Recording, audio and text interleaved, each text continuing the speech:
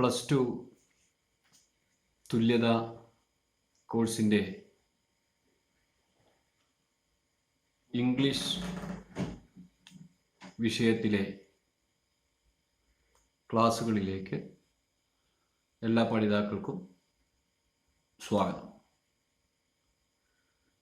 ഇന്ന് നടക്കുന്നത് തുല്യത +2 ഇംഗ്ലീഷിൻ്റെ 7ാമത്തെ എപ്പിസോഡാണ്. 6 എപ്പിസോഡുകൾ ഇതിനകം യൂട്യൂബിൽ ലഭ്യമാണ്. അതുകൊണ്ട് ഏതെങ്കിലും ഒരു എപ്പിസോഡ് കണ്ടവർ മറ്റ്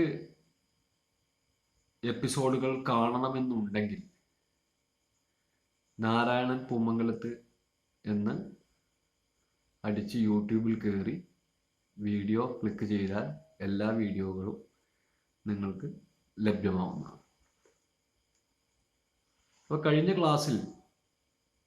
കഴിഞ്ഞ എപ്പിസോഡിൽ നമ്മൾ പഠിച്ചുകൊണ്ടിരുന്നത് ദ അവലോഞ്ച് എന്ന പാഠഭാഗമാണ്. ആ പാഠഭാഗത്തിൻ്റെ 3ാമത്തെയും അവസാനത്തെയുമായ ഭാഗമാണ് ഇന്ന് നമ്മൾ കൈകാര്യം ചെയ്യുന്നത്. ഈ പാഠഭാഗങ്ങൾ കേട്ട് അതിൻ്റെ മലയാള അർത്ഥം കൃത്യമായി മനസ്സിലാക്കി നമ്മളെ മനസ്സിലേക്ക് അത് ഉൾക്കൊള്ളുന്നത് എന്താണ്, അതിലുള്ളത് എന്താണ് എന്ന് പതിയണം, മനസ്സിലാവണം എന്നുള്ള രീതിയിലാണ് നമ്മൾ ഈ ക്ലാസ്സുകൾ എടുക്കുന്നത്. അതുകൊണ്ട് തന്നെ ഈ വീഡിയോകൾ നിരന്തരം കാണുക, ഒപ്പം തന്നെ ടെക്സ്റ്റ് ബുക്കിനോടൊപ്പം തന്നെ വെച്ചിട്ട് ഈ വീഡിയോകൾ കാണുക. അത് കാണുമ്പോൾ നിങ്ങൾക്ക് ഈ പാഠഭാഗത്തെക്കുറിച്ച് എല്ലാ കാര്യങ്ങളും വിശദമായി മനസ്സിലാവും. അവലോഞ്ച് എന്ന പാഠഭാഗത്തിലെ അവസാന ഘട്ടത്തിലേക്ക് നമ്മൾ കടക്കുകയാണ്.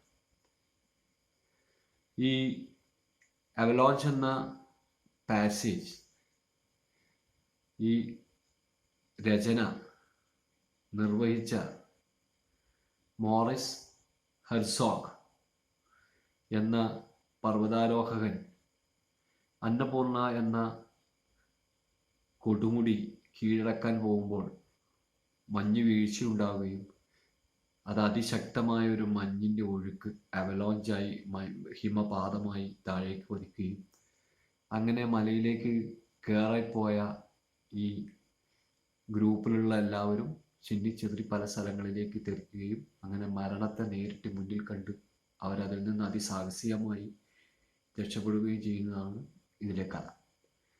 അപ്പോൾ ഇതിൽ പ്രത്യേകം ശ്രദ്ധിക്കേണ്ടത് കൃത്യമായ വിവരണങ്ങളാണ്.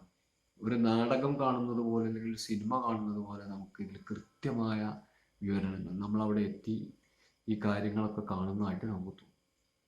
അപ്പോൾ നമ്മളിതിൻ്റെ അവസാനം നിർത്തിവെച്ച പാഠഭാഗം ഒന്ന് വായിക്കാം.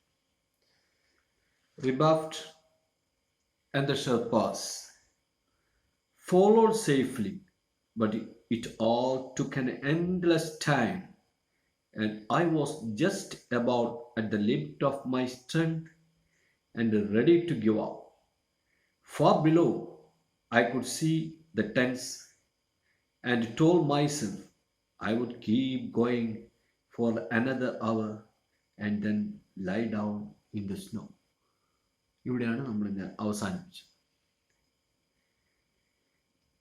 Setting this limit somewhat cheered me, though I kept slipping, and it was a miracle that Sherpas held me. അപ്പോൾ ഞാനിങ്ങനെ നടന്നു വരുന്ന സമയത്ത് ഇവിടെ എത്തി ഇഴഞ്ഞിഴഞ്ഞ് കൈകാലുകളിലൊക്കെ മുറിവ് പറ്റി മഞ്ഞ് സ്നോ ബൈറ്റ് എന്ന് പറഞ്ഞൊരു രോഗമുണ്ട്. മരവിച്ച് രക്ത ഓട്ടം ഇല്ലാതിരിക്കുന്നൊരവസ്ഥ. അതൊക്കെ സംഭവിച്ച് ഞാനിങ്ങനെ ഇഴഞ്ഞ് സുരക്ഷിതമായ ക്യാമ്പ് 2 പോയിക്കൊണ്ടിരിക്കുകയാണ്. പോവുകയല്ല, ഉഴഞ്ഞ് വലിഞ്ഞ് ഇറങ്ങി ഉരുണ്ട് മറിഞ്ഞ് വീണ് കൈകളിലൊക്കെ മുറിപറ്റി ഇങ്ങനെ മറ്റുള്ളവരുടെ സഹായത്തോടു കൂടി കയറിൽ തൂങ്ങിയൊക്കെ താഴേക്ക് പോയിക്കൊണ്ടിരിക്കുക. Setting the limit. ഇനി അവിടെ എത്തിയാൽ മതിയല്ലോ, ബേസ് ക്യാമ്പിലേക്ക് എത്തിയാൽ മതിയല്ലോ, അവിടെ എത്തിക്കഴിഞ്ഞാൽ എനിക്ക് വിശ്രമിക്കാമല്ലോ. എന്നാൽ setting the limit somewhat cheered me, though I kept slipping, and it was a miracle that the Sherpas carried me. ഇനിയൊരു ലക്ഷ്യമുണ്ടല്ലോ, അവിടെ എത്തിയാൽ മതി അല്ലോ എന്ന് ആലോചിച്ചപ്പോൾ എൻ്റെ മനസ്സിന് ചെറിയൊരു സന്തോഷം തോന്നി. ഓരോ സമയത്ത് ഞാൻ വീഴുമ്പോഴും എന്നെ സഹായിച്ചിരുന്ന, അല്ലെങ്കിൽ എൻ്റെ പർവ്വതാരോഹക സംഘത്തിൽ വന്നിരുന്ന നേപ്പാളിലെ ഷെർപ്പ എന്ന വിഭാഗത്തിൽപ്പെട്ട ആൾക്കാർ ഓരോ സമയം ഞാൻ വീഴുമ്പോഴും എന്നെ പിടിച്ചിരുന്നു എന്നുള്ളത് ഒരു അത്ഭുതമായി തോന്നി. അതൊരു മിറാക്കിളായിരുന്നു. എപ്പോൾ വീഴാൻ പോകുമ്പോഴുണ്ടെങ്കിലും അവരെന്നെ പിടിച്ചിരുന്നു. എപ്പോഴെങ്കിലും അവർ വീഴാൻ പോകുമ്പോൾ എന്നെ പിടിച്ചില്ലായിരുന്നെങ്കിൽ ഞാൻ അഗാധമായ ഗർത്തത്തിലേക്ക് വീണ് മരിച്ചേനെ. When we came to the second and bigger ice wall, we had to descend. അപ്പം ഐസിൻ്റെ കട്ടകൾ ഇങ്ങനെ മലകളെ പോലെ വീണ് കിടക്കുകയാണ്. അപ്പോൾ കുറച്ച് മുന്നോട്ട് പോയപ്പോൾ when we came to the second bigger ice wall, നമ്മൾ ഒന്ന് തരണം ചെയ്തു. ഇനി മുന്നിൽ വീണ്ടും ഒരു വലിയ ഐസിൻ്റെ ചുമരുണ്ട്, ഐസിൻ്റെ കട്ടുണ്ട്. അത് കടന്ന് ഐസ് വോൾ എത്തിയപ്പോൾ നമ്മൾ താഴേക്കാണ് ആവേണ്ടത്. അത് കടക്കണമെങ്കിൽ നമ്മൾ താഴത്തേക്കാണ്. വി ഹാഡ് ടു ഡിസെൻഡ്, താഴേക്കടന്ന്. I could not even begin to see how I was to get down. എനിക്ക് എങ്ങനെയാണ് ഇറങ്ങേണ്ടത് എന്ന് പോലും കാണാൻ കഴിഞ്ഞിരുന്നില്ല. അതായത് എങ്ങനെയാണ് ഇതിലൂടെ അതിൻ്റെ താഴേക്ക് ഇറങ്ങുക എന്നുള്ളത് കൂടി നോക്കാൻ കഴിഞ്ഞിരുന്നില്ല. I took of one glove and the blood-soaked scarf that wrapped my other hand. ആ സമയത്ത് ഞാൻ എൻ്റെ ധരിച്ചിരുന്ന ഗ്ലൗസ് മെല്ലെ കയ്യിൽ നിന്ന് വലിച്ചുപോയി. and the blood-soaked scarf, രക്തം കൊണ്ട് കുതിർന്ന ആ സ്കാർഫ്, വളരെ ചെറിയൊരു കഷ്ണം തുണിക്കാണ്, ടവലിനേക്കാൾ കുറച്ചുകൂടെ വലുപ്പമുള്ളൊരു തുണിക്കാണ് സ്കാർഫ് എന്ന് പറയുന്നത്. ആ സ്കാർഫ്, രക്തം കൊണ്ട് കുതിർന്ന ആ സ്കാർഫ് ഞാൻ took off one glove and the blood-soaked scarf that wrapped my other hand. ഒന്ന് ഗ്ലൗവും ഒന്ന് മറ്റേ കൈ ചുറ്റിയിരുന്നതും ഞാൻ എടുത്തു. My fingers would have to look after themselves. എൻ്റെ വിരലുകളെ അവർ തന്നെ സംരക്ഷിക്കേണ്ടിയിരുന്നു. എനിക്ക് ഈ വിരലുകളിൽ നിന്ന് വിരലിലേക്ക് എത്തുന്ന യാതൊരു തരത്തിലുള്ള സംവേദനങ്ങളും എൻ്റെ ശരീരത്തിൽ നിന്ന് പോകുന്നില്ല. അത്രത്തോളം മരവിച്ചതാണ്. അപ്പം എൻ്റെ വിരലുകളെ സംരക്ഷിക്കേണ്ടത് വിരലുകൾ തന്നെയായിരുന്നു. അവർക്ക് വിരലുകൾക്ക് തന്നെ വിരലുകളെ സംരക്ഷിക്കേണ്ടി വന്നു. Placing Sarki and Alia at their usual stands where they could take the strain by firmly bracing themselves against one another.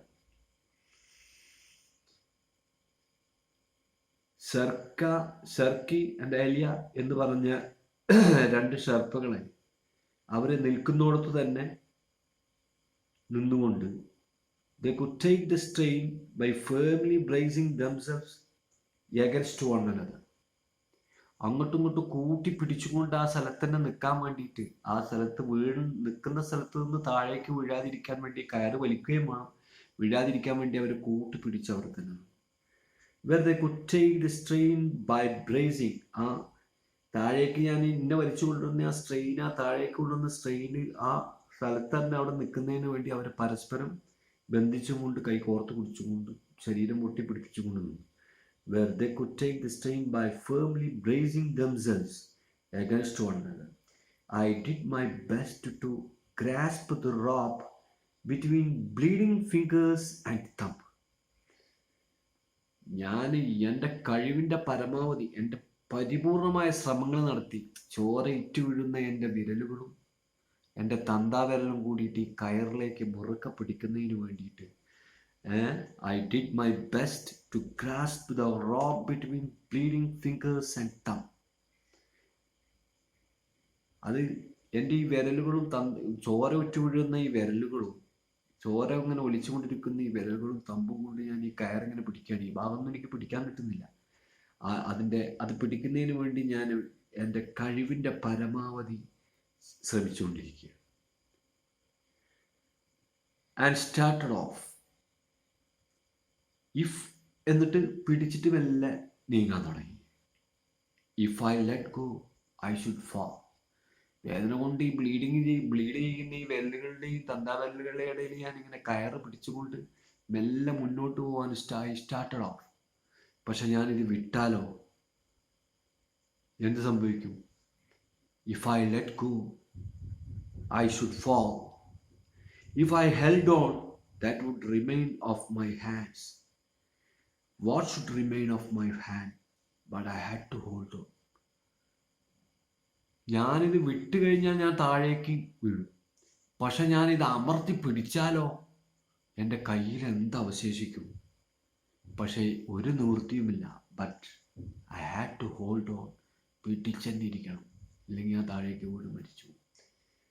Each inch was a torture. ഓരോ ഇഞ്ചും ഒരു തരത്തിലല്ലെങ്കിൽ മറ്റൊരു തരത്തിലുള്ള പീഡനമായിരുന്നു. Each inch was a torture. The rope was blood-stained. The sight of my hand made me feel sick. The flesh was laid bare.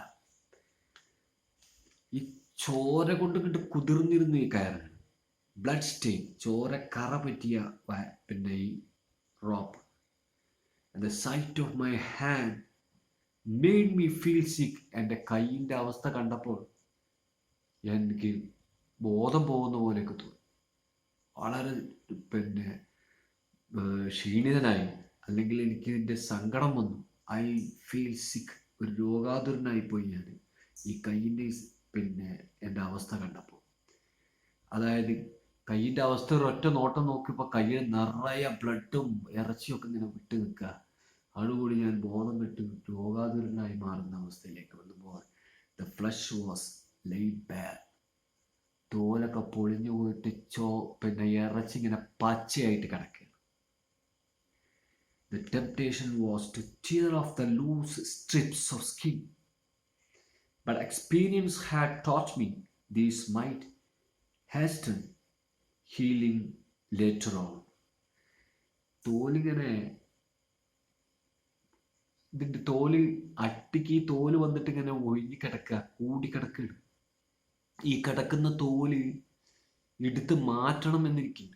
എനിക്ക് തോന്നുമ്പോൾ ഈ കയ്യിലേക്ക് ഇങ്ങോട്ട് കൂടിക്കിടക്കുന്ന വലിച്ചൂരി എൻ്റെ കയ്യിലേക്ക് വരുന്ന സമയത്ത് എൻ്റെ തോലങ്ങ് ഉരിഞ്ഞു പോയി. പച്ച ഇറച്ചി ഇങ്ങനെ കണ്ടുകൊണ്ടിരിക്കുകയാണ്.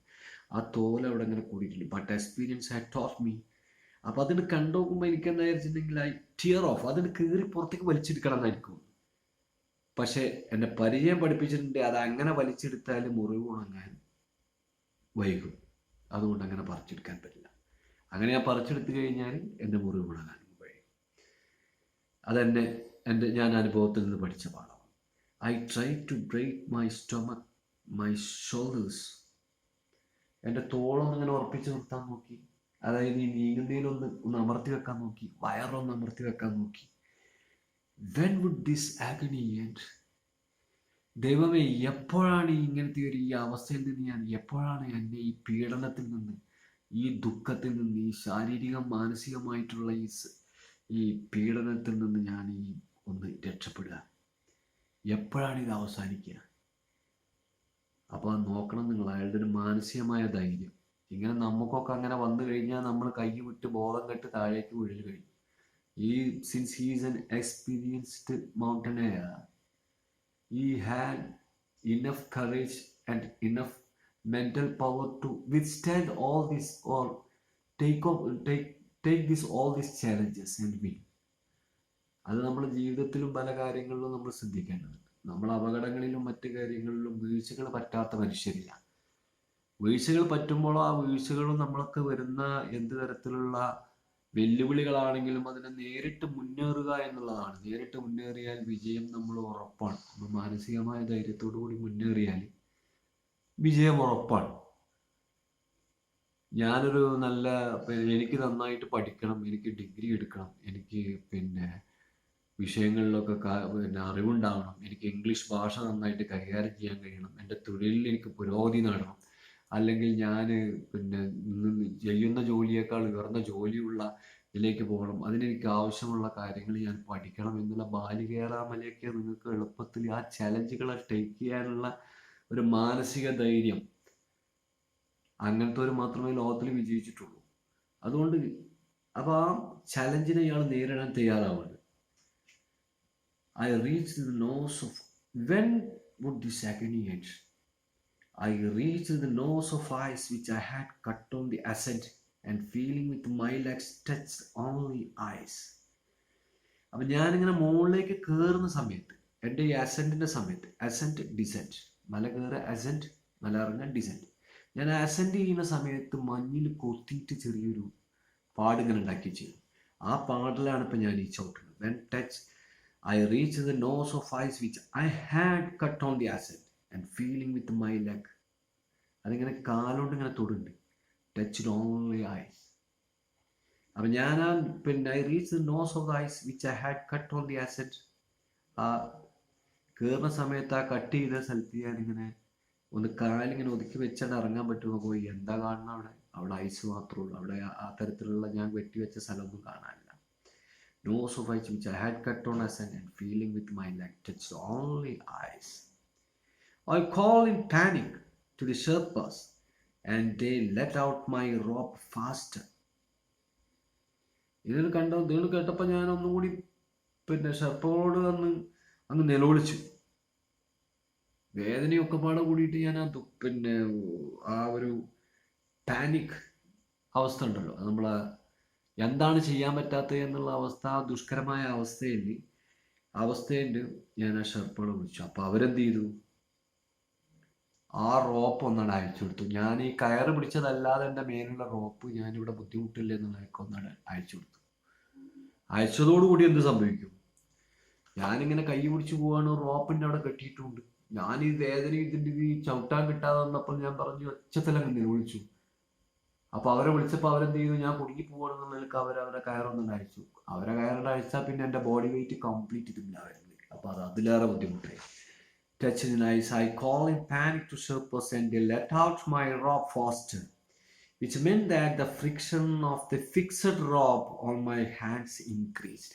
അപ്പം എൻ്റെ rope, which means the friction of the fixed rope on my hands increased. എൻ്റെ കയ്യിൽ പോലെ ശരിക്കും ഫിക്സ് ചെയ്ത് പിടിച്ചിട്ടുള്ള ആ റോപ്പ്, അയച്ചും കൊണ്ട് കയറ്റാനില്ലാത്ത റോപ്പല്ലാതെ ഫിക്സ് ചെയ്ത് പിടിച്ചുള്ള റോപ്പും ഇവരിത് അയച്ചുകൊണ്ട് എല്ലാ സ്ട്രെയിനും എബിനാണ് വന്നത്.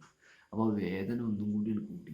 എൻ്റെ ശരീരത്തിൻ്റെ ഭാരം മുഴുവൻ എൻ്റെ കൈകൾ താങ്ങേണ്ട അവസ്ഥ വന്നു. I called in panic to Sherpas. They let out my rope faster, which meant that the friction of the fixed rope on my hands increased. They were in appalling state and felt as though all the flesh was being torn off. But at last I felt the ledge.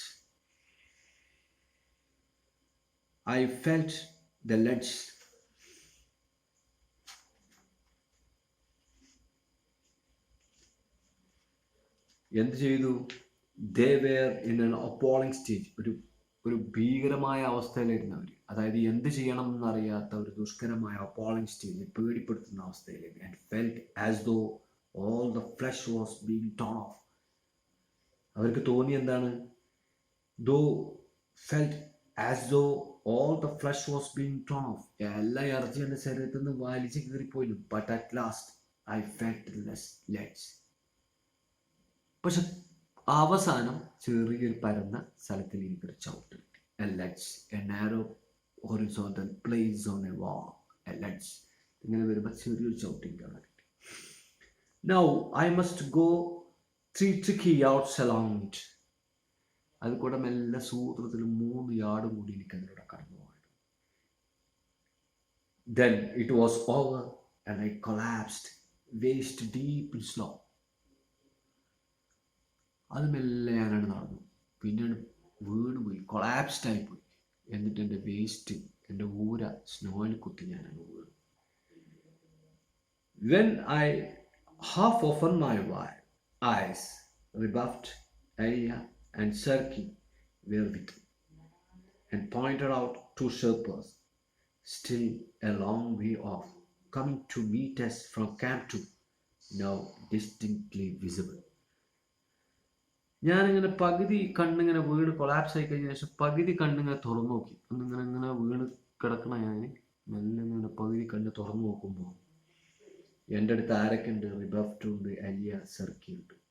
And pointed out two Sherpas still ചൂണ്ടിക്കാണിച്ചു, കണ്ടോ രണ്ട് ഷെർപ്പുകൾ അവിടെ അടുത്ത് വരുന്നു. Coming to meet from camp, ആ ക്യാമ്പിൽ നിന്ന് നമ്മളെ കൊണ്ടുപോകാൻ വേണ്ടി വരുന്നുണ്ട്. ഇപ്പം അവരെ ഡിസ്റ്റിങ്ക്റ്റ്ലി വിസിബിൾ, ഇപ്പോൾ അവർ കുറച്ച് അടുത്തേക്ക് വന്നു തുടങ്ങിയിട്ടുണ്ട്. അപ്പോൾ നമുക്ക് അവരെ കാണാൻ. I had to raise myself but the frost bite seemed to have reached my calves and elbows. എനിക്ക് നീക്കണം, പക്ഷെ ഈ മഞ്ഞ് ഫ്രോസ്റ്റ് ബൈറ്റ് എന്നാണ് പറയുക. മഞ്ഞ് കൊണ്ടുണ്ടാകുന്ന ഒരു തരം, ഞാൻ നേരത്തെ പറഞ്ഞു ഫ്രോസ്റ്റ് ബൈറ്റ്. മഞ്ഞിൽ കുറേ കാലം നിന്ന് കുറേ കയ്യിൽ കാലം മഞ്ഞിലിങ്ങനെ കാലോ കയ്യോ ഇട്ട് കഴിഞ്ഞാൽ ആ മരവിച്ച് അവിടേക്കുള്ള രക്തചംക്രമണം പരിപൂർണമായിട്ട് നശിക്കും. അങ്ങനെ അത് കയറി വന്ന് എവിടെ എത്തിയിരുന്നു? എൻ്റെ മുട്ടിന് താഴെത്തിയിരുന്നു, കാസ്. പിന്നെ എൻ്റെ കൈമുട്ടിന് വരെ എത്തി. Sarki put on my glasses and my ഗ്ലാസും ഗ്ലൗവും ധരിപ്പിച്ചു. And try to cover the horrible side of my left hand with a scarf. എൻ്റെ ഇടത്തെ കൈയിലെ ഭീകരമായ കാഴ്ച, ഇറച്ചിയും തോലും ഒക്കെ മുറിഞ്ഞ് അഴുകി പിടിച്ച ഭീകരമായ അവസ്ഥ മറക്കുന്നതിന് വേണ്ടി ഒരു സ്കാർഫ് കൊണ്ട് മെല്ലെ ചുറ്റി. As the fantastic descent continued, fantastic, ഏതായാലും ഈ ബുദ്ധിമുട്ടുകളൊക്കെ തരണം ചെയ്തുകൊണ്ടുള്ള ഈ ഇറക്കം ഇങ്ങനെ തുറന്നുകൊണ്ടിരുന്നപ്പോൾ, now through swirling mist, I was sure each step must be my last. അതിങ്ങനെ തുറന്നുകൊണ്ടിരിക്കുകയാണ്. ഈ ചുറ്റിത്തിരിഞ്ഞടിക്കുന്ന ഈ മഞ്ഞിൻ്റെ ഇടയിൽ കൂടെ ഞാൻ ഇറങ്ങി. അപ്പം ഞാൻ വിചാരിക്കും ഈ ഒരൊറ്റ സ്റ്റെപ്പ് അതിൻ്റെ ലാസ്റ്റ് സ്റ്റെപ്പോ. I was sure each step must be my last step എന്നുള്ള നിലയ്ക്ക് ഇങ്ങനെ ഇറങ്ങിക്കൊണ്ടിരിക്കുക. അങ്ങനെയാണല്ലോ, നമുക്കൊരു ഗതികെട്ടേണ്ട സ്ഥലത്തേക്കാണ് എത്തേണ്ടത്, അങ്ങോട്ട് മുന്നോട്ട് കാഴ്ചയില്ല. അപ്പോൾ നമ്മൾ കാല് വെക്കുമ്പം അത് മതി, ഇത് കഴിഞ്ഞിട്ടോ. പിന്നെ നോക്കുമ്പോൾ പിന്നെയും ഒന്നുണ്ട്. I was sure each step must be my last. Snow presently began to fall and we had a long traverse over very unsafe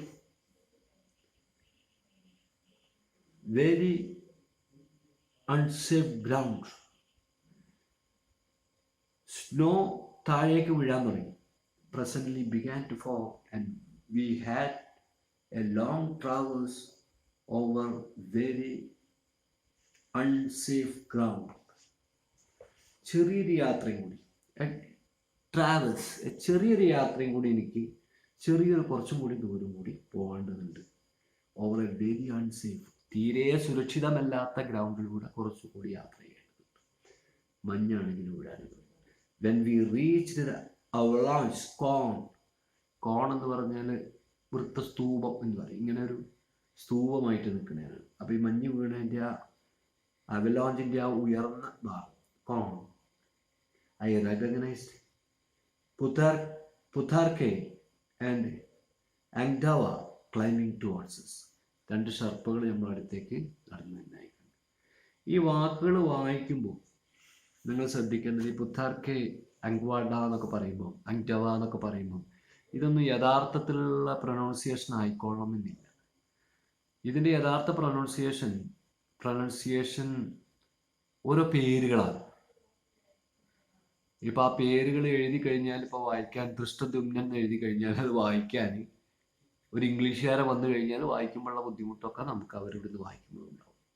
അവരുടെ പേരുകൾ ഡെങ്പേ, ദോങ്പേ, ദെൻസിങ്, ഗിൻസിങ് എന്നൊക്കെ പറയും. അങ്ബോള climbing towards us. Angdawa must have been anxious about his brother Alia and Pansy. അയാൾ കയറി വരുമ്പോൾ അയാളുടെ സഹോദരന്മാരായിട്ടുള്ള മറ്റ് ഷർപ്പുകൾ അലിയ, പാൻസിയെ കുറിച്ച് അയാൾ വളരെ ഉത്കണ്ഠാകുലനാണ്.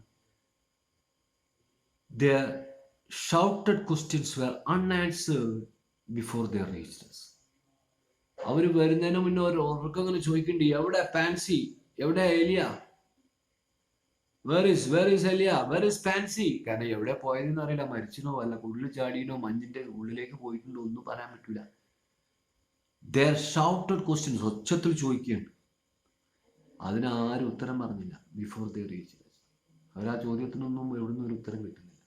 I heave a deep sigh of relief.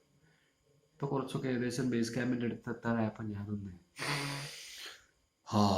ഒന്ന് ശ്വാസം വിട്ടു. I heave a deep sigh of relief. I could at last lay down a burden too heavy for me. അവസാനം എൻ്റെ ഈ ശരീരം, ഞാൻ ഈ കൈ തൂക്കിക്കൊണ്ട് ഈ ശരീരം എന്നുള്ള ഭാരം എനിക്കൊന്ന് ഇറക്കി വെക്കാൻ പറ്റി. പുതർക്കി വാസ് അറ്റ് മൈ സൈഡ്, എൻ്റെ അടുത്തുണ്ടായിരുന്നു. സ്മൈലിംഗ് ഡൗൺ അഫെക്ഷനേറ്റ്ലി, നിഷ്കളങ്കമായി സ്നേഹത്തോടു കൂടി എന്നോട് പുഞ്ചിരിച്ചു. How dare.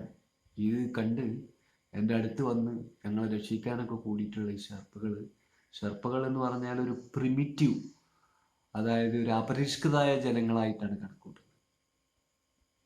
ഇറ്റലിയിലുള്ളവരും ഫ്രാൻസിൽ നിന്നാണ് ഇയാൾ വരുന്നത്. ഫ്രാൻസിൽ നിന്നുള്ള യൂറോപ്യൻകാരൊക്കെ വളരെ പരിഷ്കൃതരും, ഈ ഷെർപ്പകളൊക്കെ അപരിഷ്കൃതമായിട്ടാണ് കണക്കൂട്ടുന്നത്.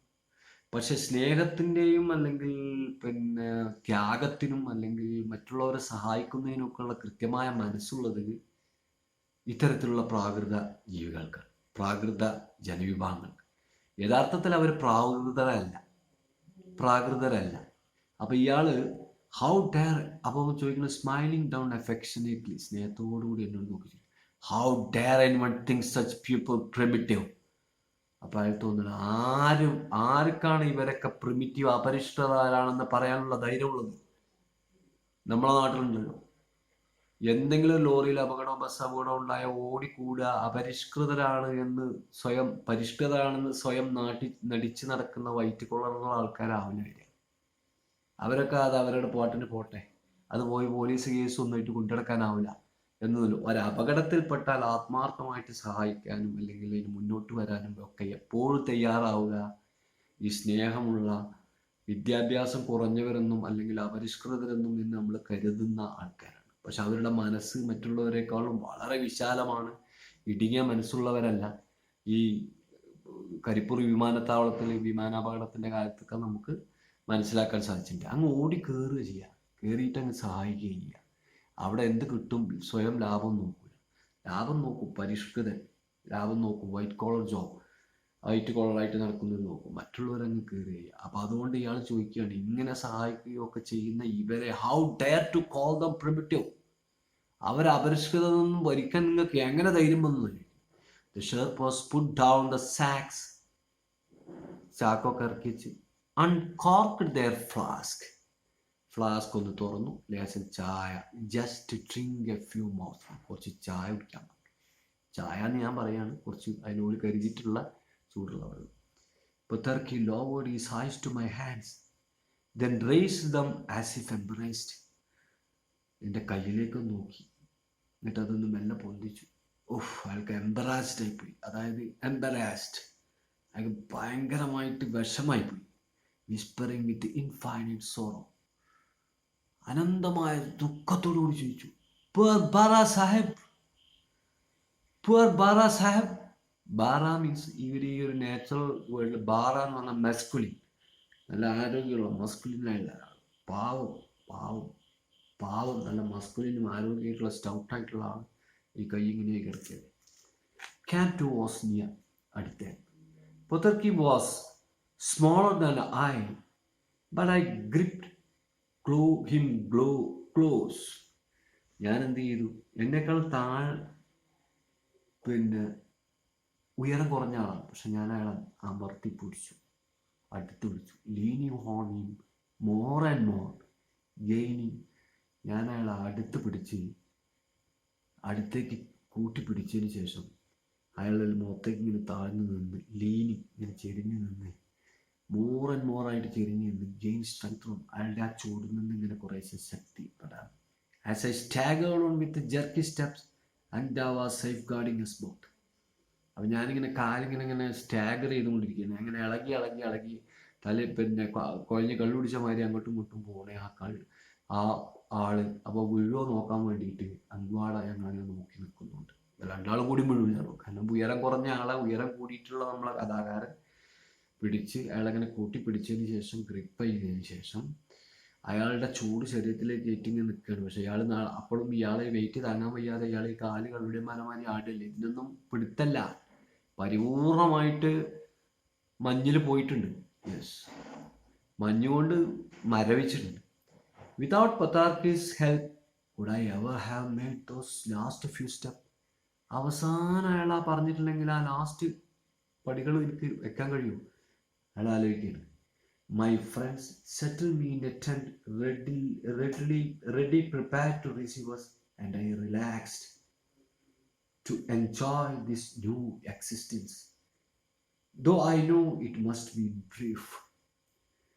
So ഞാൻ എന്ത് ചെയ്തു, എന്നെ കൊണ്ടുപോയിട്ട് അവിടെ തയ്യാറാക്കി വെച്ചിട്ടുള്ള, ഞങ്ങൾ സ്വീകരിക്കാൻ തയ്യാറാക്കി വെച്ചിട്ടുള്ള ആ ടെൻറ്റിലേക്ക് അവിടെ ഇരുത്തി സ്ഥാപിച്ചു. Let me settle me in a tent ready prepared to receive us. ഇവിടെ സ്ഥാപിക്കുക എന്ന് പറഞ്ഞ സിനിമയിൽ പറഞ്ഞ മാതിരി അവിടെ സ്ഥാപിച്ചു. ആൻഡ് ഐ റിലാക്സ്ഡ്, ഒന്ന് റിലാക്സ്ഡ് ആയി. To enjoy this new existence. അയ്യോ, പുതിയൊരു ജീവിതത്തിൻ്റെ ഒരു അനുഭവം. മരിക്കുമോ എന്ന് ഉറപ്പിച്ചായിരുന്നു. ആ കയറ് തിരിയണ സമയത്തൊക്കെ കഴുത്ത് കുടുങ്ങി സ്ട്രാങ്കുലേറ്റ് ചെയ്ത് പോകേണ്ട ആളാണ്. Though I know it must be brief. ഒന്ന് റിലാക്സ് ചെയ്തു. ഇത് കുറച്ച് കാലത്തേക്കുള്ളൂ എന്ന് എനിക്കറിയാമായിരുന്നു, കുറച്ച് നേരത്തേക്കുള്ളത്. അത് കഴിഞ്ഞാൽ പിന്നെ വേദനകളൊക്കെ പിന്നെയും വരുന്നുണ്ട്. The others were not far behind. അവർ വളരെ പിന്നിലല്ലായിരുന്നു. Rebuffat first look. എല്ലാവരും ഇങ്ങോട്ട് വരിക തന്നെയാണ്. റിബഫ്റ്റ് ഫസ്റ്റ് ലുക്കിംഗ് ഗോസ്ലി with blood on his face and hobbling on frost stricken feet.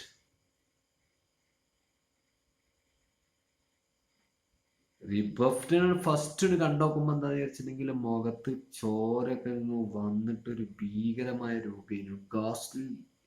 Looking ഗോസ്ലി with blood on his face and hobbling in frost bitten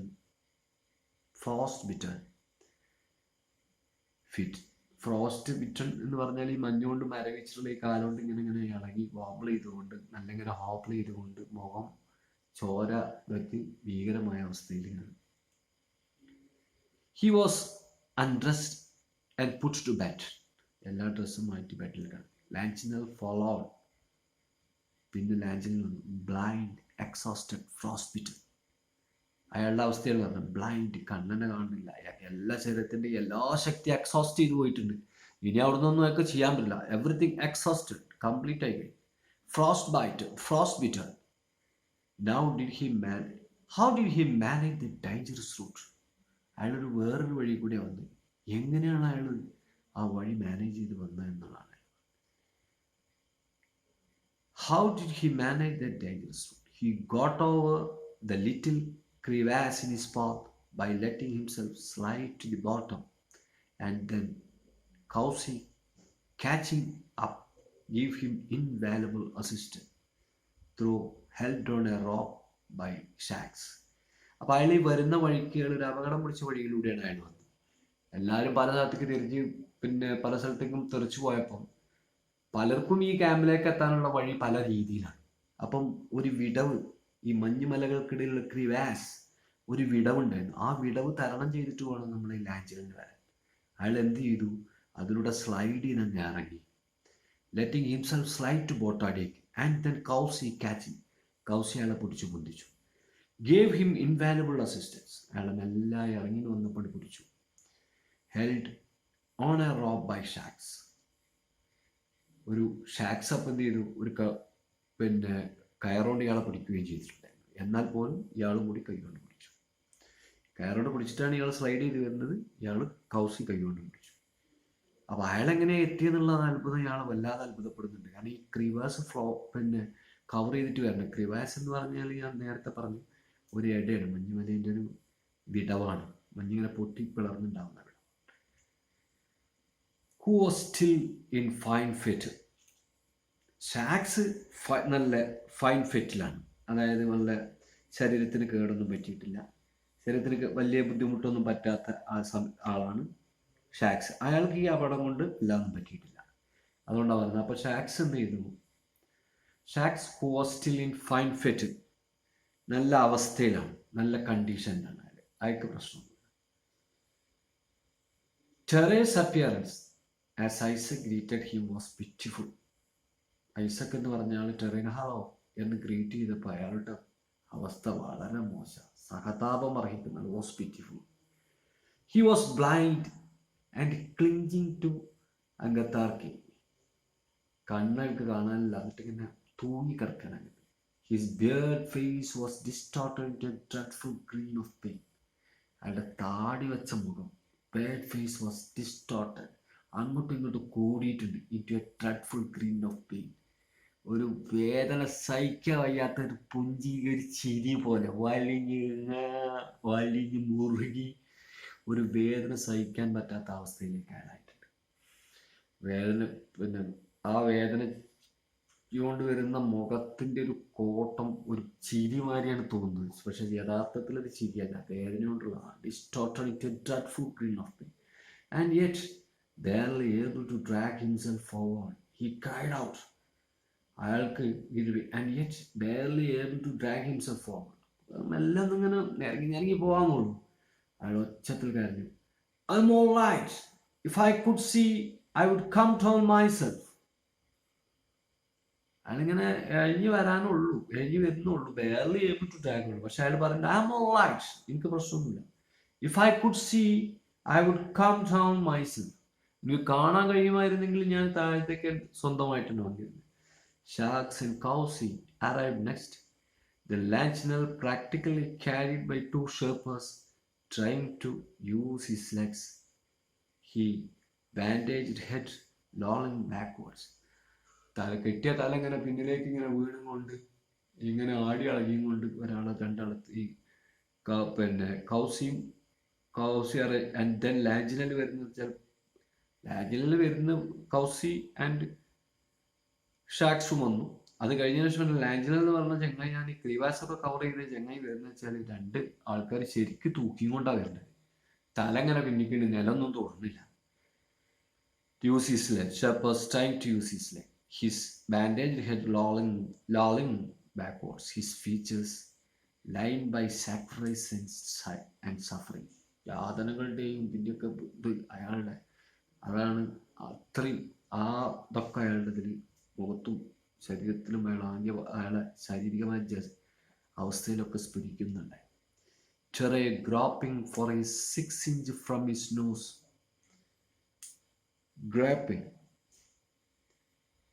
Terry grabbing for 6 inch from his nose was held in and louder. മൂക്കിൻ്റെ അവിടെ ഇങ്ങനെ ഒരു 6 ഇഞ്ചോളം ഇങ്ങനെ കണ്ണടച്ച് ഇങ്ങനെ തിരയുന്നുണ്ട്. ടെറായി അയാളെ സഹായിച്ച് അയാളെ കെട്ടിൽ കിടത്തി. അയാളിങ്ങനെ മൂക്കിൻ്റെ അവിടെ നിന്ന് ഒരു 6 ഇഞ്ചോളം തപ്പാൻ കഴിയുന്നുള്ളൂ. ഇങ്ങനെ തപ്പി നോക്കുന്നുണ്ട്. ഗ്രേപ്പിംഗ് four 6 inches. Searching blindly. Graping. Spelling GROPING. Graping and wine. 46 inches from his nose. Was held in and louder. Then Langell was settled on an air mattress. ഒരു വായു കൊണ്ടുള്ള ഒരു കിടക്കയിൽ അയാളെ സെറ്റിൽ ചെയ്തു. These are all for today. ഇനി അടുത്ത ക്ലാസ്സിൽ നമ്മൾ ഈ പാഠഭാഗത്തിൽ വരുന്ന ചോദ്യങ്ങൾ കുറിച്ച് ഡിസ്കസ് ചെയ്യുന്നതായിരിക്കും. Thank you all.